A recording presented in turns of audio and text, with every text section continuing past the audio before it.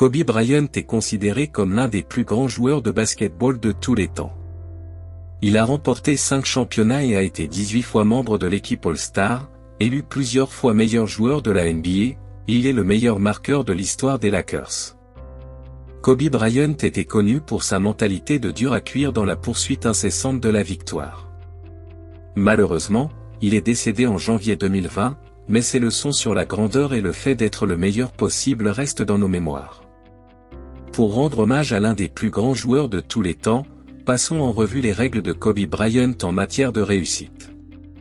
Premièrement, il faut se concentrer sur une seule chose, n'est-ce pas? Pour moi, le basket était le plus important. Tout ce que je voyais, que ce soit des émissions de télévision, des livres que je lisais, des gens à qui je parlais, tout était fait pour essayer d'apprendre à devenir un meilleur joueur de basketball. Tout. Et quand vous avez ce point de vue, le monde devient littéralement votre bibliothèque pour vous aider à devenir meilleur dans votre métier. Les choses insignifiantes n'allaient pas attirer mon attention. J'avais un but. Je voulais être l'un des meilleurs joueurs de basketball de tous les temps, et tout ce qui était en dehors de cette voie, je n'avais pas le temps. Deuxièmement, le travail ne s'arrête jamais. Le facteur clé pour moi n'était pas de savoir si j'étais prêt ou non. C'était le fait que si je n'étais pas prêt, j'étais déterminé à trouver le moyen de l'être, et en fin de compte, même si j'étais prêt, je devais quand même m'améliorer. Le travail ne va donc pas s'arrêter. La question était de savoir si vous vouliez venir dans la ligue, et apprendre des meilleurs.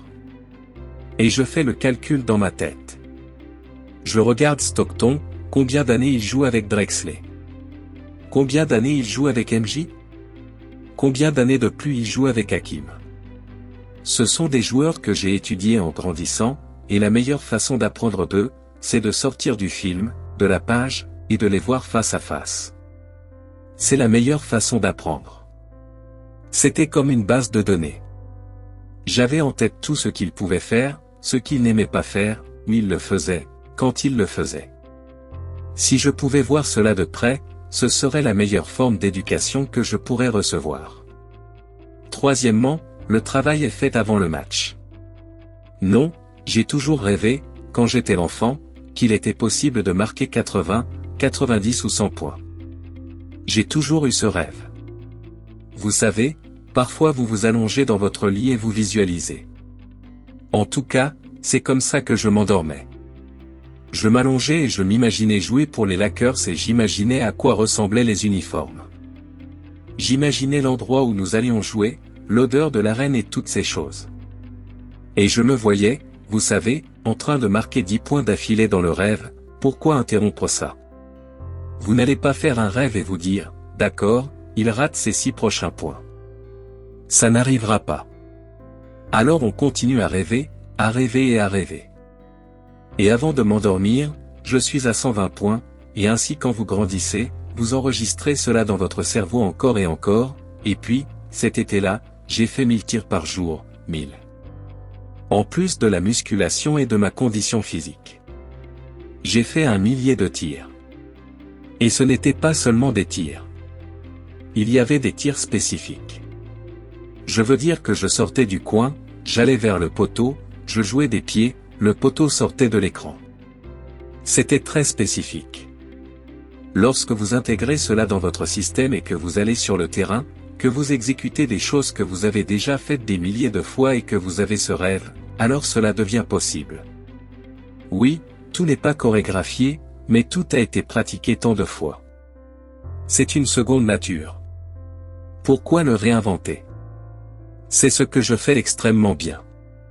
Vous allez devoir m'empêcher de le faire, et si vous m'empêchez de le faire, j'ai une parade à votre disposition. Numéro 4, améliorez vos faiblesses. Je jouais sur mes points forts, et aussi sur mes points faibles. Parce que lorsque vous jouez au basketball en été, il y a tellement de matchs qu'il n'y a pas beaucoup de travail technique à faire. Alors quand est-ce que tu vas t'améliorer? C'est vrai? Lorsque vous jouez dans des situations de compétition, vous ne jouez qu'avec vos points forts. Pourquoi? Parce que vous voulez gagner, n'est-ce pas? Alors ce que je faisais, c'était de travailler sur les points faibles de ces matchs, la main gauche, le pull-up, le jump shot, le post-game point. J'ai donc mis sur pied une stratégie. Cinquièmement, même si vous êtes un grand joueur, trouvez des mentors. Lorsque j'ai eu l'idée de créer un studio, la première personne que j'ai appelée a été Oprah Winfrey. Nous avons passé 1h30, voire 2 heures, au téléphone, à évoquer l'histoire de la construction d'un Arbo. Et, vous savez, les choses qu'elle pensait avoir bien faites, les choses qu'elle pensait ne pas avoir bien faites. Et elle m'a en quelque sorte raconté son parcours. Vous savez, pour m'aider dans le mien. Une autre personne est Mark Parker, PDG de Nike. Nous nous parlons souvent, lui et moi. Je veux dire qu'il m'a vraiment aidé à prendre de nombreuses décisions. Tim Cook et Johnny, d'Apple. Je dirais que ces trois-là sont ceux qui ont eu le plus d'influence sur ce que j'ai construit. Ils disent toujours les mêmes choses. La quantité d'erreurs commises. C'est vrai. Parce que nous avons tendance à les regarder et à dire, d'accord, vous savez, ils ne font pas d'erreurs.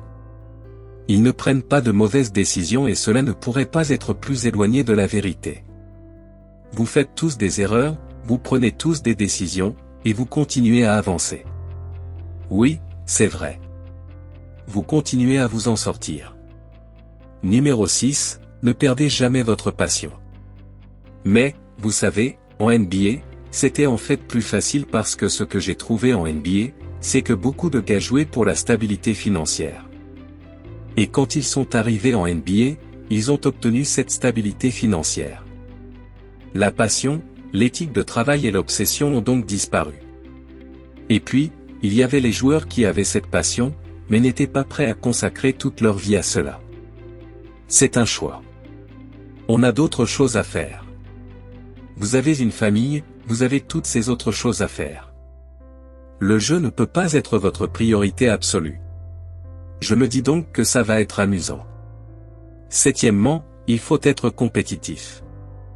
Vous savez, la tolérance.